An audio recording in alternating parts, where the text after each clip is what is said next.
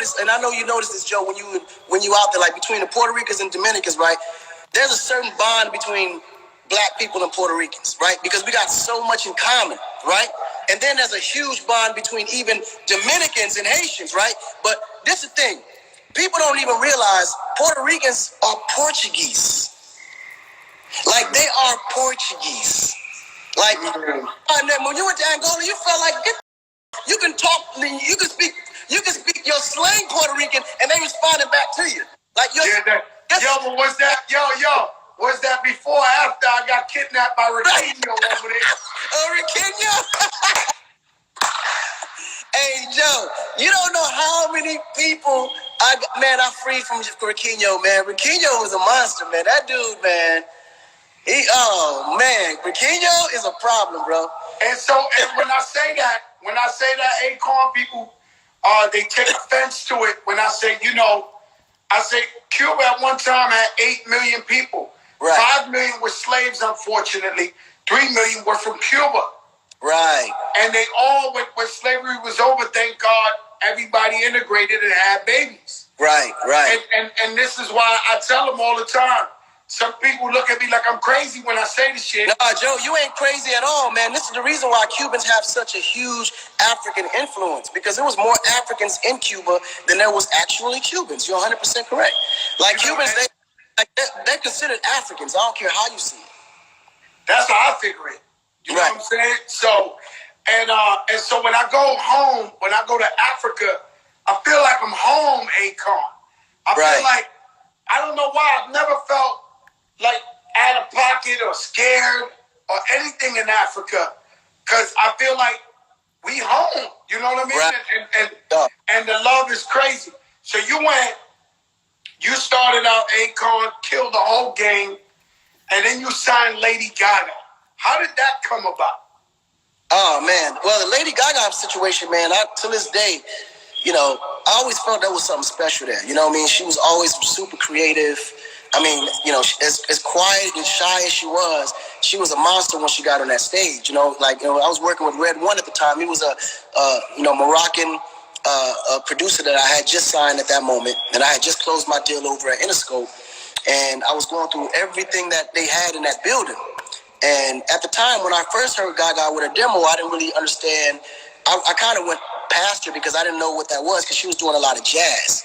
You know what I mean? So I got stuck working. At the time, I was writing records for the Cat Dolls, and I caught a writer's block, and I couldn't come up with nothing, man. I was like, yo, Red, I need somebody I can just collaborate with. I need something that's going to, trigger my, creative. He said, yo, I know this girl that's pretty dope. She's a dope songwriter, and believe me, when you see her, she going to trigger some ideas.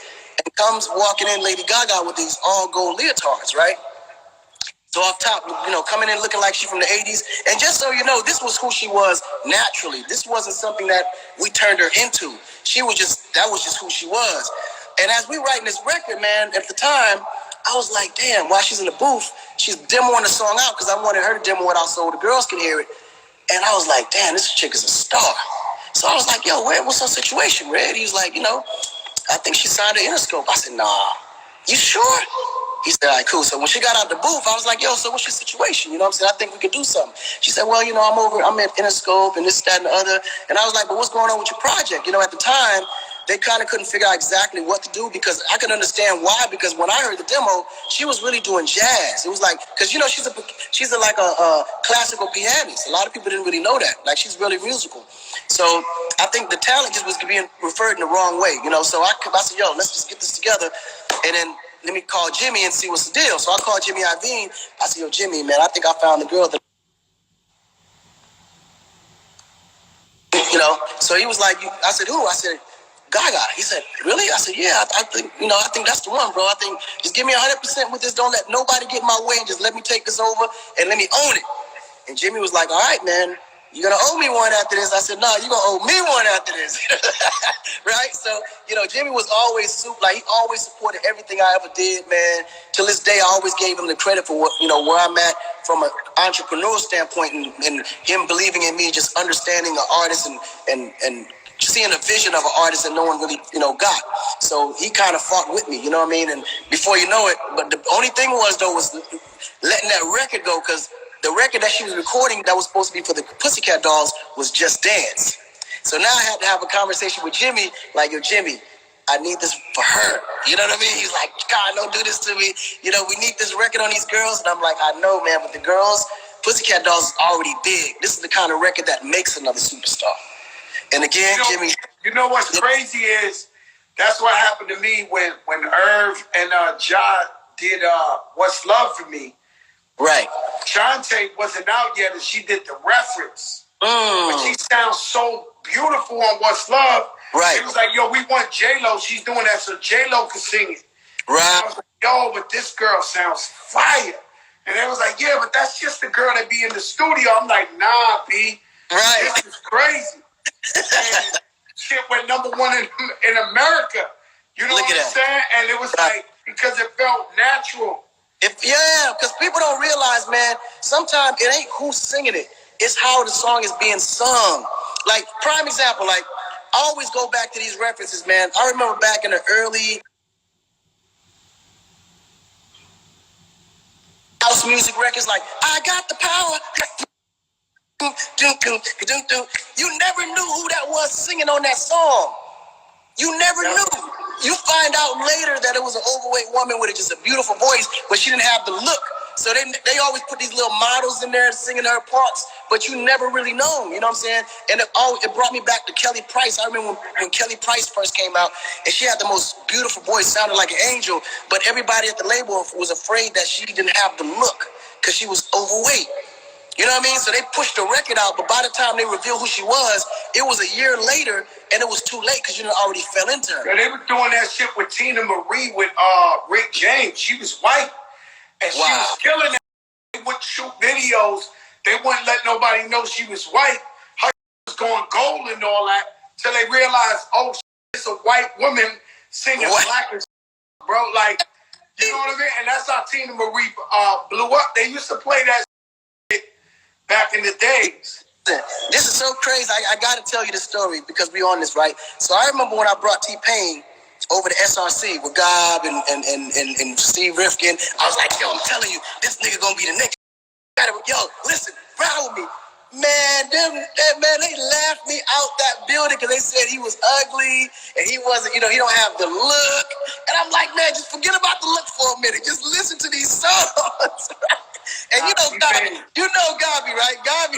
I know. No, they was cutting them up. They probably broke T-Pain's heart. They was killing them. Take the top hat out of here. Gabi was probably destroying them. But you know what, though? The best thing that ever happened, though, is when that record hit number one, boy. I'm telling you, when I tell you that whole building they was just throwing up. Because I was like, T-Pain, he had a bunch of number ones. I remember one time, so you know how you go to the Grammys and then you do the radio interviews. They got like 20, 30 stations together, like in one thing. Right. And I remember I was standing behind T-Pain and the announcer was like, well, the man with 13 number ones in a row looking to break the Beatles. I was like, what the f***? I go next. I'm like, right, man. I'm telling you, Pain was a genius, man. That boy, man, he got something. He's a special. That boy's special, man.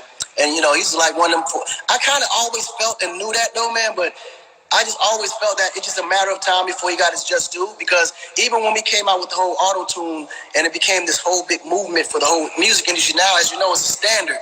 He always was a great singer. You know what I mean? I'm actually the one that actually made him start singing because he came to me as a rapper.